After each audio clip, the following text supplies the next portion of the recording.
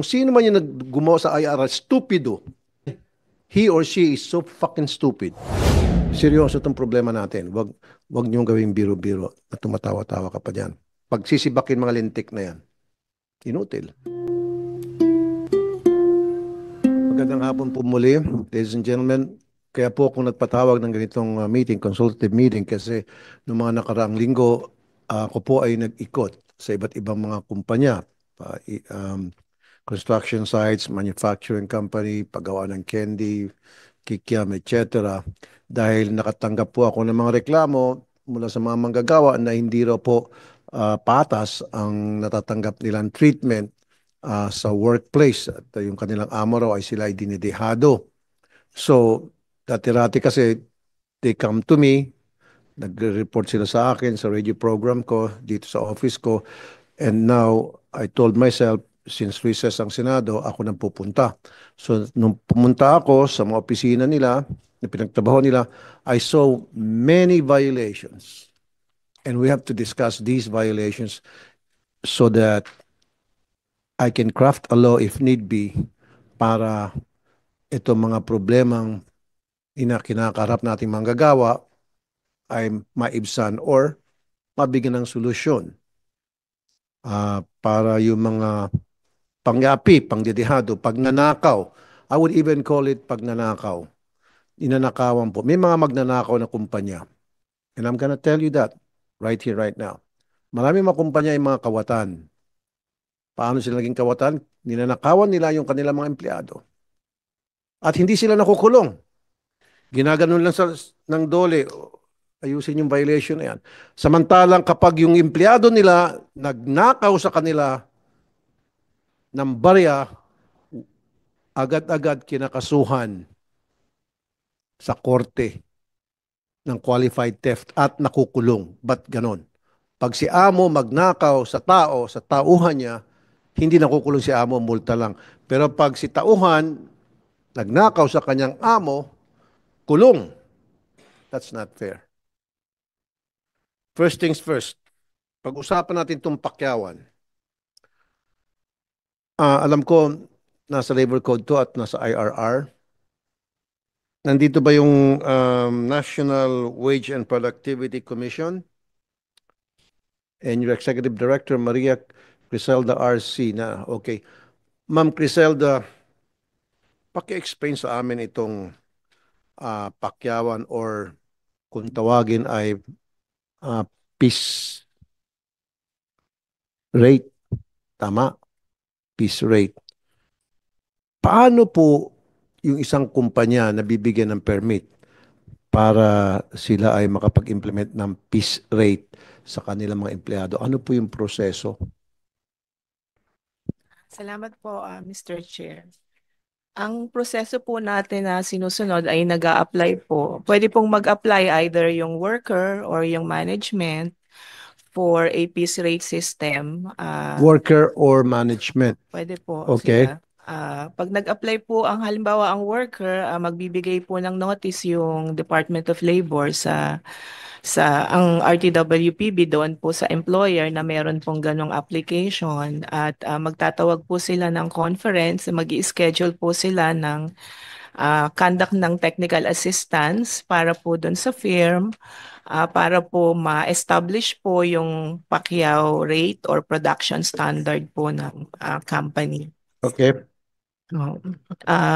Pag na-establish na po yung production standards at saka yung Pacquiao rate, magtatawag po uli ng conference para ipaliwanag po doon sa management and worker at sila po ay magpapatawag ng conference and the conference will be held saan? Sa office ng DOLE o doon sa company? RTWPB po at pwede rin naman po sa company. Okay.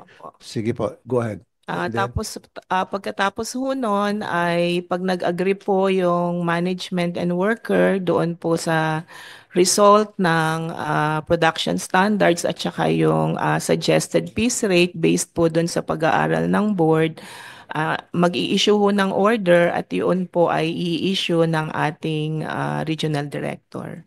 Okay. Pag na-issue na po yun ng regional director ay i-implement na po yun.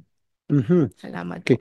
Meron ba ho kayong data kung ilan po yung mga worker ang mismong nagbo-volunteer na gusto ko pong maging pakyawan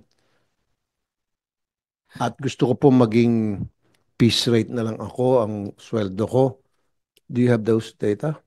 Sa ngayon po, ang meron po kaming record ay yung pong mga numbers ng companies So na, companies. So opo. ang gusto ko malaman kung meron bang empleyado, worker, manggagawa ang mismong nag-apply sa inyo Ah, it- para mapayagan silang mailagay sa piece rate yung kanilang wages. kung maaari po sanang ipadala namin sa inyo yung data Tanong tungkol na, po doon. meron o wala? Hulaan ko na. Siguro maging mga sikat ako manghula. Wala. Walang manggagawa in his right mind, in her right mind, na magbo-volunteer na ilagay siya sa pakyawan.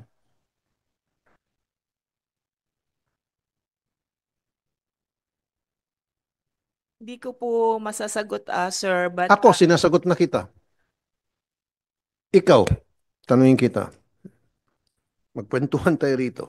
Kahit nabutin tayo ng hating gabi. Papayag ka, ikaw magtataas ng kamay. Dole, gusto ko maging pakyawan na lang ako kaysa naman arawan. At yung pakyawan na yon, kailangan mo magtrabaho ng 12, 13, 14, 15 hours para ma-meet mo lang yung minimum. Would you do that? Kaya nga, kung sino man yung gumawa sa IRR, stupido. Stupido yung gumawa ng IRR na yan. Alam ko nasa labor code yan, pero sa IRR, siningit yung pakyawan. Kung sino man yan, he or she is so fucking stupid. Totoo yan. Alam mo, Madam Executive Director, for the past 20 years, at least ngayon makapagsalita na ako dahil ako po ay isa na, Ma'am, look at me. Don't look at her. I'm talking to you. If I'm talking to you, I'm addressing you. You have to look at me. Seryoso itong problema natin. Wag niyong gawing biro-biro at tumatawa-tawa ka pa dyan. At least ngayon, may magagawa na ako. Yung pakyawan palagi nireklamo. 12 hours kailangan magtrabaho yung isang manggagawa. 13 pa kuminsan. 14 hours. At kailangan magtrabaho silang parang kabayo. Bibilisan nila yung production. Kayod kalabaw. Kayod kabayo. Para ma-meet lang yung minimum. How's that? Ba't nakalusot sa inyo to? Akala ko ba meron kayong tinatawag na parang study? O ba't nakalusot mga to?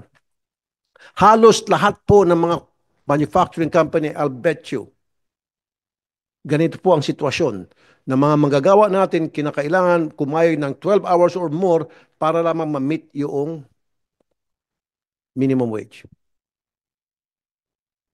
So akala ko may ginagawa kayong study.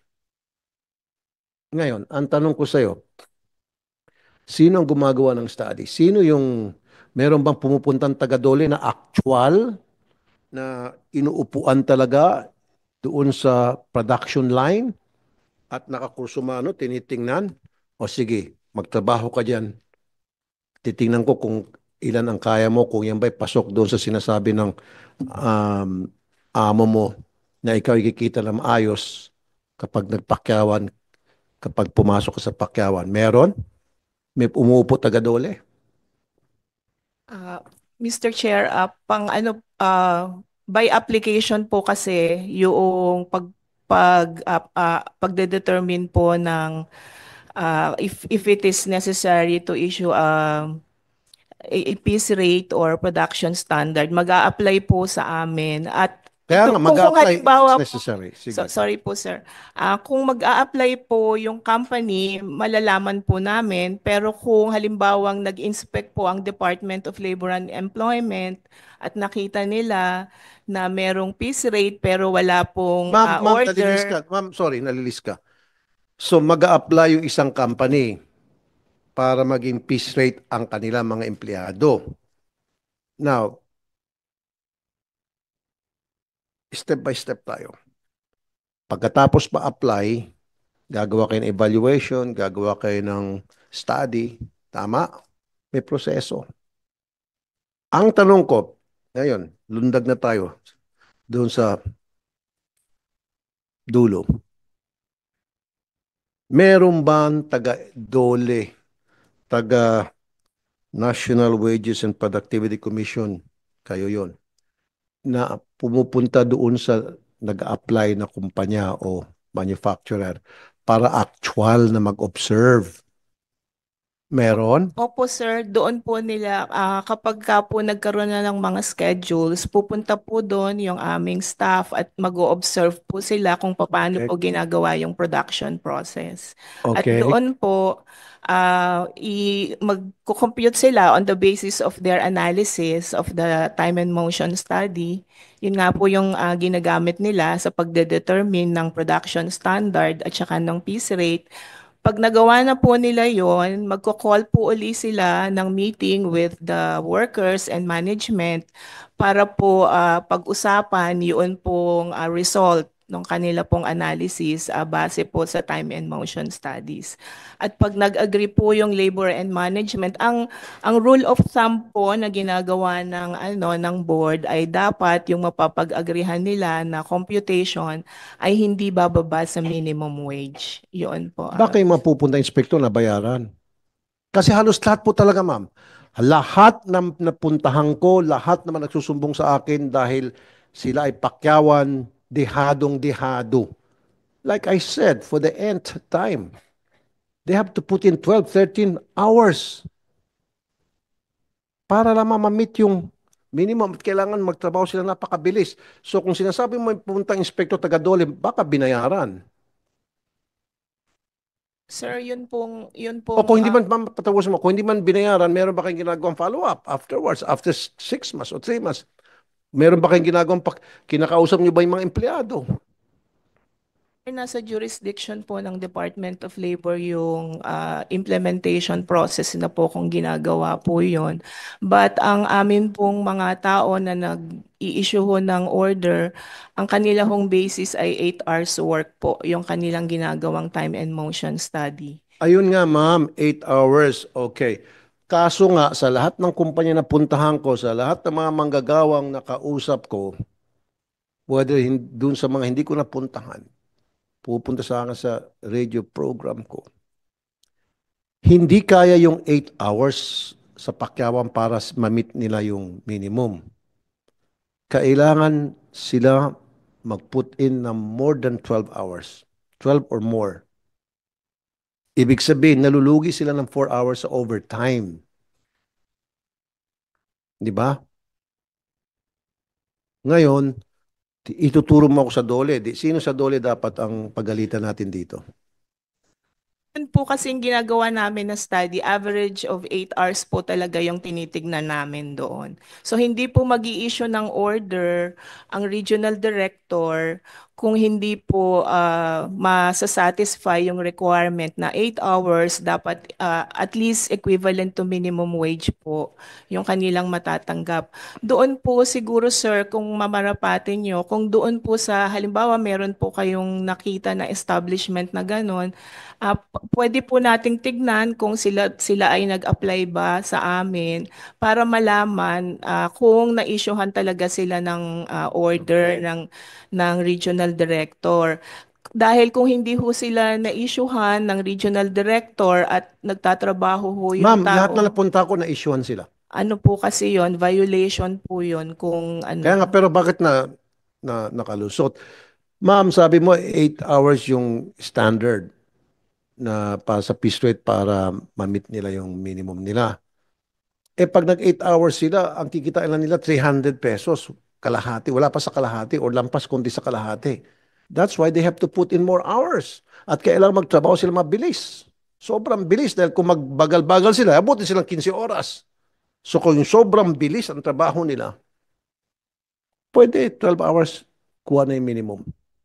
Pero kung yung ordinary lamang, tulad ng ginagawa niya sa Dole, naka-aircon kayo, type-type lang kayo, papirma-pirma, ay hindi. Baka 100 pesos lang. Buti kayo dyan sa National Wage Board, aircon kayo, may merienda pa, kumpleto. Meron pa siguro kayo mga vacation leave, etc. Ito mga manggagawa, pinagpapawisan, nagkakasakit.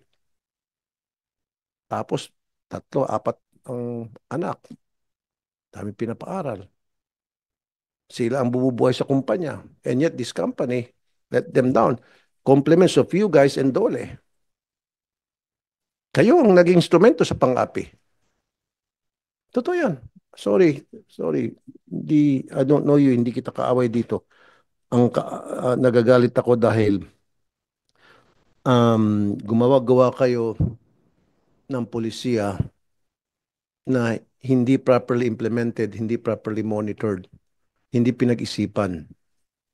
Totoo yan. Kasi kung pinag-isipan nyo ito at pinagplanuhan, pinag-isipan, and then merong follow-through,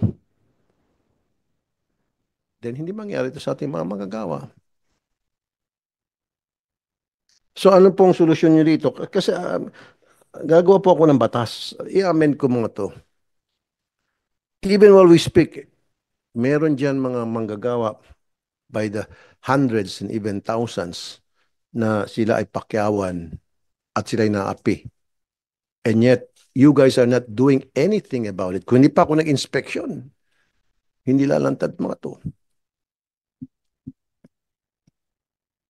So, anong plano niyo po, ma'am? Kaya nga, that's why we have this consultative meeting in aid of legislation para craft ako ng batas kung kinakailangan, bagong batas o tanggalin ko na yung piece rate na yan, i-amend.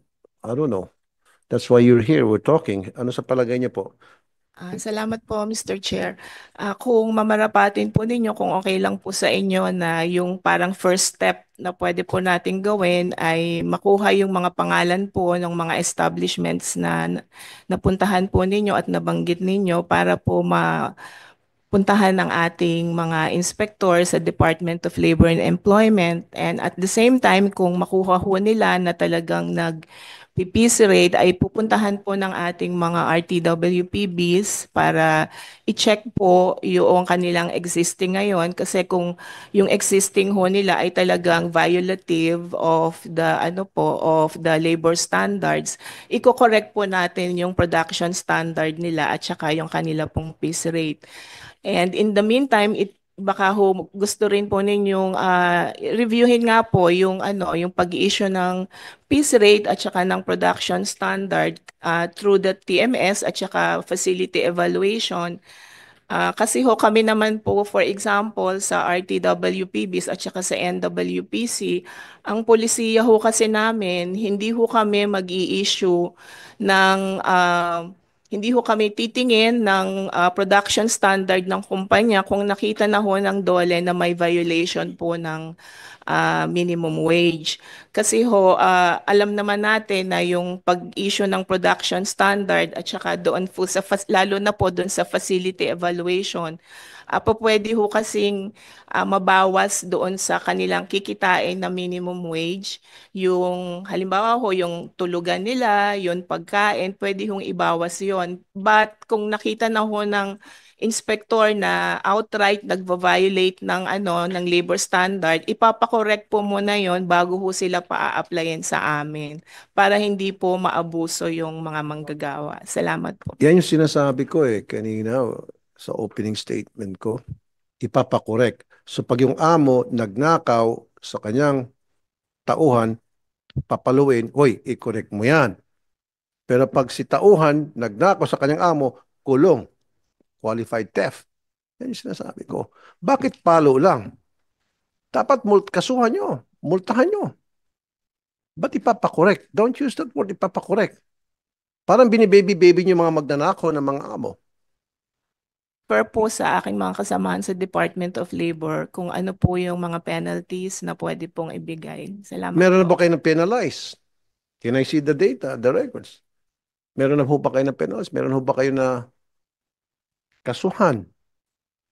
Magkano na po yung na-penalize? Ilan ng kumpanya na penalize nyo? I need to see the records. Kasi pag wala, then alam na this, sabi pa nga nila. Sa magkanong kadahilanan. Well then, sige. Give me, right now. Tingnan natin kung meron na kayo na penalize, namultahan, ilan na.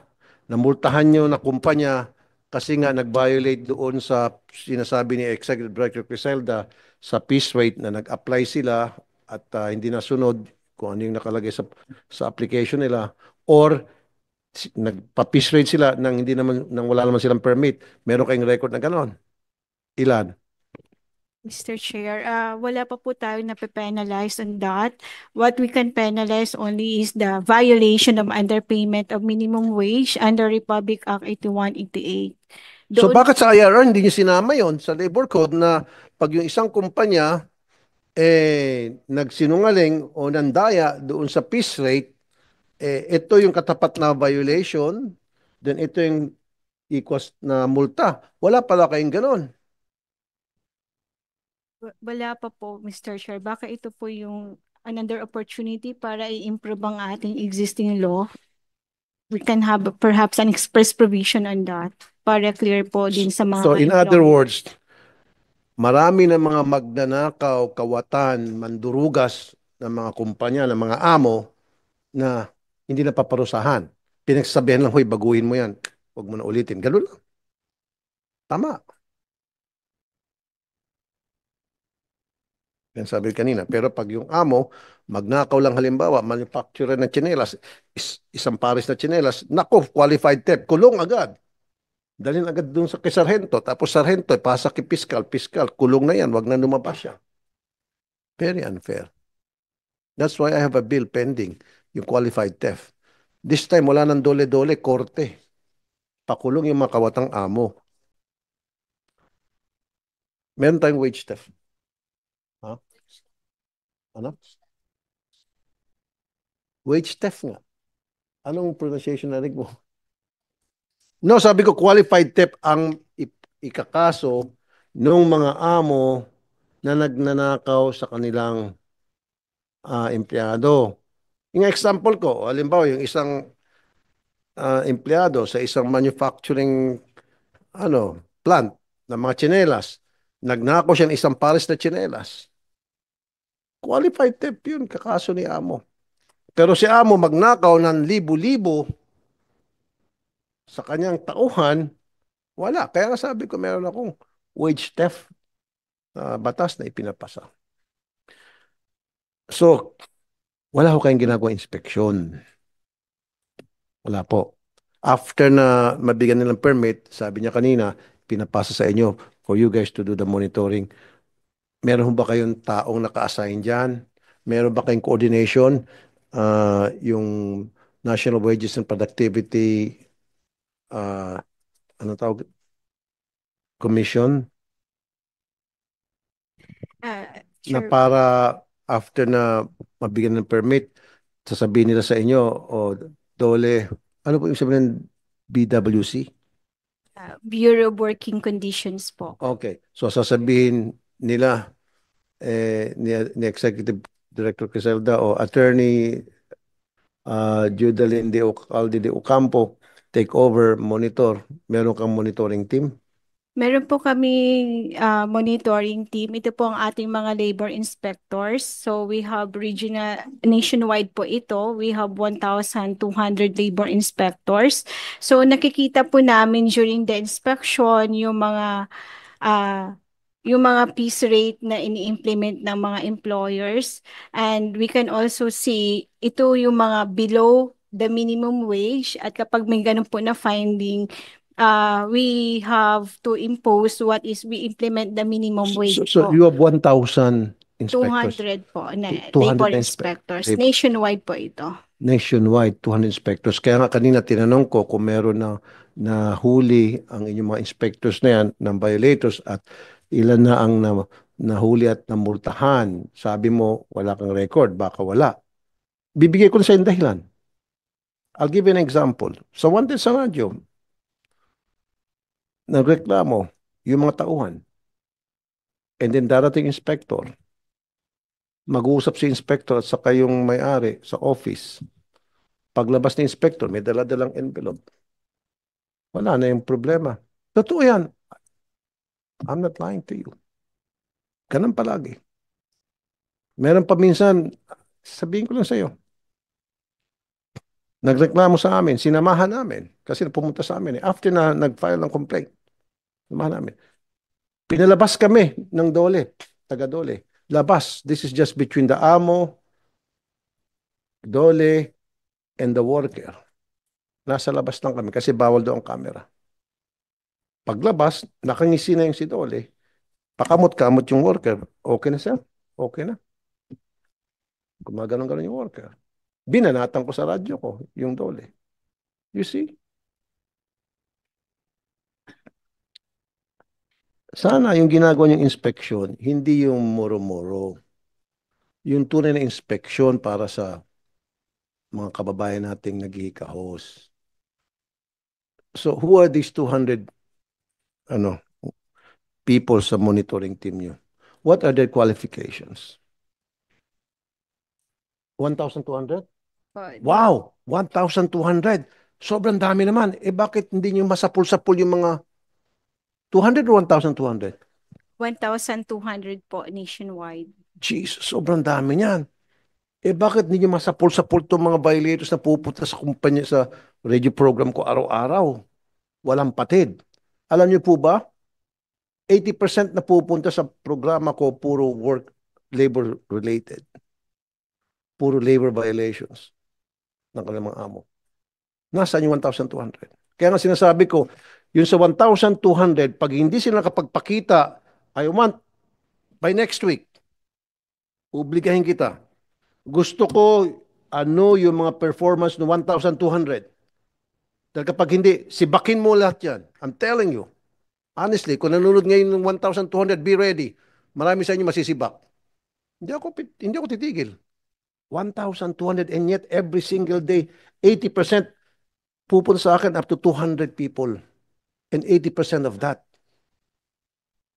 are labor rate related complaints. Wala kayo nasasapul doon.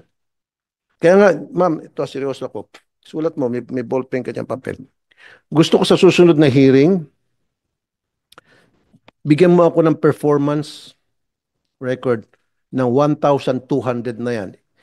Marami akong staff, kahit naabutan ko 1 linggo, titingnan ko kung ano yung mga kumpanya na nasita nila at anong kumpanya ang mga na-violate nila at kung may improvement na, kung meron man silang na pagsabihan, kung nagbago na ba. Dahil kapag wala, I will recommend pagsisibakin mga lintik na yan. Inutil. Totoo po yan, ma'am.